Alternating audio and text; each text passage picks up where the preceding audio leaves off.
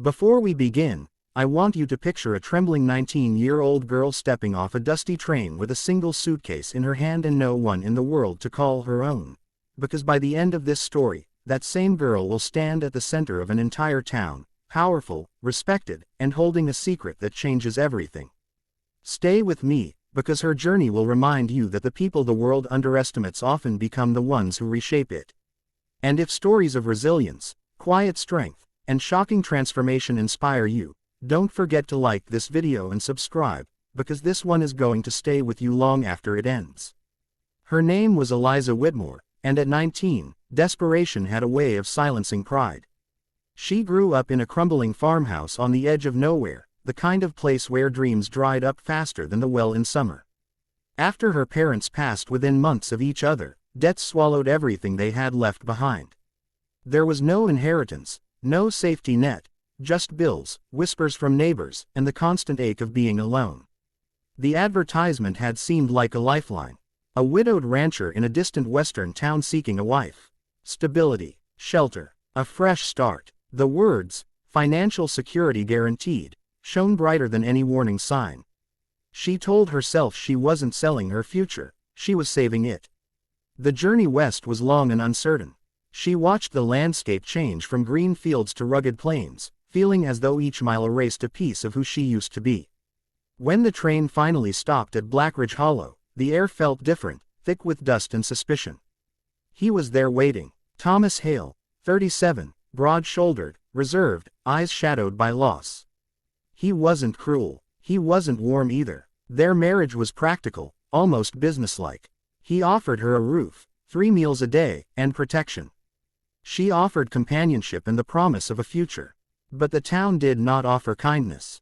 Blackridge Hollow was a place that remembered everything and forgave nothing. The women whispered when she walked by.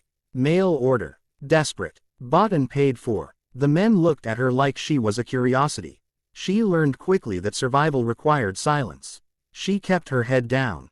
She worked hard. She studied the land. She studied people even more carefully. Thomas treated her with distant respect. He never raised his voice, but he rarely let her in. His first wife had died giving birth. Grief had carved walls around him. Eliza realized that if she wanted more than survival, she would have to build it herself. The first turning point came during a brutal winter. A storm unlike any the town had seen swept through Blackridge Hollow, destroying crops and isolating families. Thomas fell ill with pneumonia, and suddenly the ranch, their livelihood, rested on her shoulders. The townsfolk expected her to fail. Instead, she surprised them. Eliza had always listened quietly when the older farmers discussed weather patterns and livestock. She remembered every detail. She organized the ranch hands, rationed supplies, and negotiated with neighboring ranches for shared resources. She even rode through the snow herself to deliver medicine to an elderly couple trapped miles away. When spring came, the Hale Ranch was one of the few still standing strong. People began to look at her differently. Thomas recovered, but something had shifted between them. He saw her now, not as a responsibility, but as a partner. For the first time, they talked late into the night, not about chores or accounts, but about fears. Regrets, hopes. The marriage that had begun as a contract slowly grew roots. Years passed. Eliza became known for her sharp mind and steady heart. She started small initiatives, organizing women to sell handmade goods, convincing ranchers to pool funds for a proper schoolhouse, helping widows manage finances so they wouldn't be forced into the same desperate choice she once made. Yet not everyone celebrated her rise. There was a man named Walter Briggs, owner of the largest landholdings in the region. He thrived on control. He had always dictated prices, influenced elections, and ensured that no one rose without his approval. Eliza's growing influence threatened him. When Thomas died unexpectedly from a riding accident, many assumed Eliza's power would die with him. They were wrong. Grief nearly broke her. For weeks, she walked the ranch at dawn, replaying every conversation, every unfinished sentence. But grief, she realized, could either bury her or sharpen her. She chose the latter. Walter Briggs approached her with an offer to relieve her burden by buying the ranch at a fraction of its worth. She looked him in the eye and refused. That refusal sparked a quiet war. Suppliers were pressured not to deal with her. Loans were denied. Rumors resurfaced about her past. About being a mail-order bride, about not truly belonging. But Eliza had learned something powerful over the years: loyalty grows from kindness. The families she had once helped now stood by her. The women she had empowered rallied support. Even ranch hands who could have left chose to stay. She diversified the ranch, introducing new crops, investing in cattle breeds that thrived in harsh climates. She opened a trading post, cutting out middlemen like Walter. Slowly but surely, her independence strengthened. By the time she turned 45, she was no longer just Thomas Hale's widow. She was a force. Blackridge Hollow changed under her influence. A bank opened with fair lending practices. A community hall was built. Children who once worked fields full-time now attended school.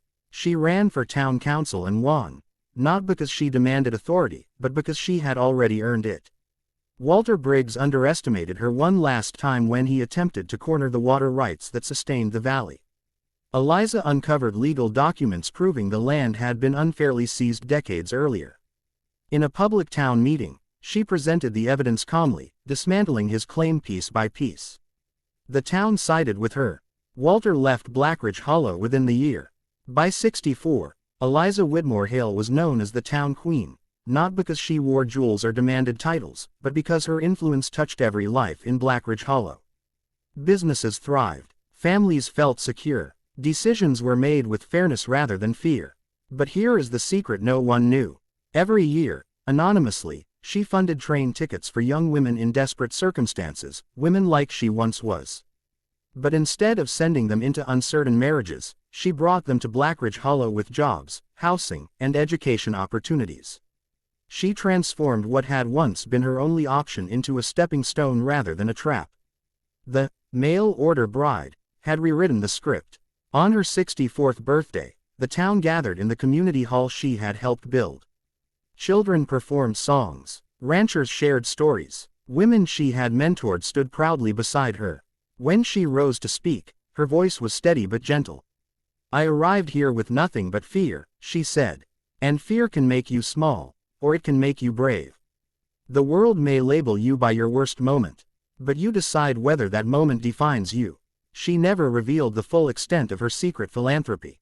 She didn't need to. The proof of her legacy was everywhere. In educated daughters, in fair trade agreements, in neighbors who trusted one another.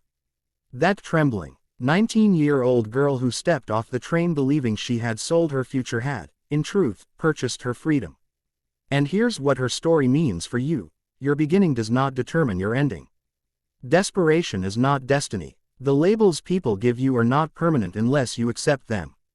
If this story moved you, if it reminded you that quiet strength can outlast loud opposition, make sure to like this video and subscribe for more journeys that prove resilience changes everything. Because somewhere out there, someone is standing on a platform with one suitcase and a heart full of fear, and they need to know that one day, they too might become the queen of their own story.